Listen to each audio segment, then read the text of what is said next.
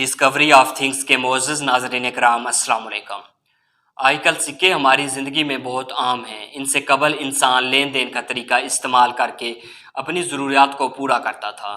مطلب یہ کہ ایک آدمی کے پاس اگر ایک چیز ہے اور دوسرے کے پاس دوسری ہے تو دونوں آپس میں چیزوں کا تبادلہ کر لیتے تھے۔ پہلا انسان اپنی ضرورت سے زیادہ چیز دوسرے کو دے دیتا تھا اور دوسرے سے اپنی ضرورت کی چیز لے لیتا تھا۔ یوں نظام چل رہا تھا، لیکن اس کے بعد سکے کی ایجاد ہوتی ہے۔ لیدیا کی سلطنت اناطولیہ کی اہم ترین تہذیبوں میں سے ایک شمار ہوتی ہے۔ اس تہذیب کی عمر تو اتنی طویل نہیں ہے، لیکن انسانی تہذیب پر اس نے کافی گہرے نقوش چھوڑے ہیں۔ قدرتی وسائل کی فراوانی کی وجہ سے یہ تہذیب کافی خوشحال تھی۔ اس سلطنت کے رقبے میں چھپے سنگ مرمر کے ذخائر اور اطراف میں موجود گھنے جنگلات یہاں کی آبادی کو سکون و راحت بخشتے تھے۔ اس سلطنت کا صدر مقام دور حاضر میں ضلع مانسیا کے قصبے سارت سے ملحقہ ساردیس میں واقع تھا۔ ساردیس کے عین وسط میں سارت نامی ندی بہتی ہے، جس کے پانی میں سونے اور چاندی کے زراعت پائے جاتے تھے۔ لیدیا کے معنی طلائی شہر کے ہیں۔ سلطنت کی قیمتی ترین دھات الیکٹروم تھی، جسے بوریوں میں بھر کر یا بھٹی میں تپا کر استعمال کیا جاتا تھا۔ اس کے بعد لیدیا کے حکمران الیاتیس نے الیکٹروم میں سونے اور چاندی کی مزج کرتے ہوئے سکوں کی شکل دینا شروع کی۔ ابتدائی سکوں پر ان کی قدر و قیمت کے حساب سے مختلف اشکال یا لیدیا کے ناموں کا استعمال کیا جاتا تھا۔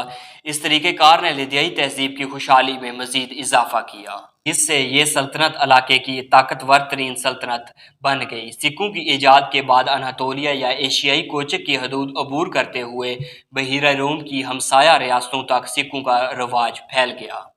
الیکٹروم ہمیشہ اسی مقدار میں سونے یا چاندی کی امیز قبول نہیں کرتا تھا۔ شاہ الیاتیس کے بیٹے کرویس یا عرف عام میں قارون کی تخت نشینی کے بعد الیکٹروم امیزہ سکوں کی تیاری ختم ہونے لگی اور مقرر کردہ وزن کے مطابق سونے اور چاندی کے الگ الگ سکے بنائے جانے لگے۔ یہ طریقہ کار لیدیا کی سلطنت اور سکوں کی ایجاد کے حوالے سے ایک نیا رخ تھا۔ یہ سکے چھوٹے اور نصف گرام وزنی ہوا کرتے تھے، جن پر مختلف اشکال کندہ کی گئی تھی۔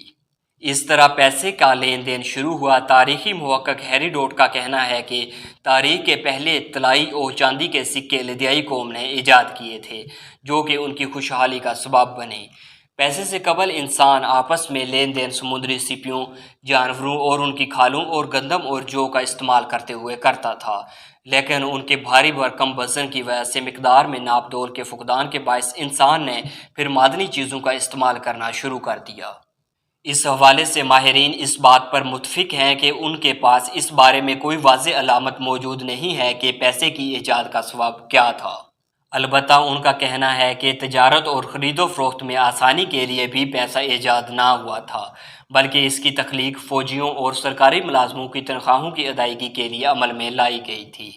ابتدائی سکوں کی ایجاد کے 1400 سال بعد چینیوں نے کاغذی پیسہ ایجاد کیا، جبکہ نصف صدی پہلے انسان نے کریڈٹ کارڈ ایجاد کرتے ہوئے پیسہ لے جانے کی زحمت گوارا نہ کرنے کی ٹھانی۔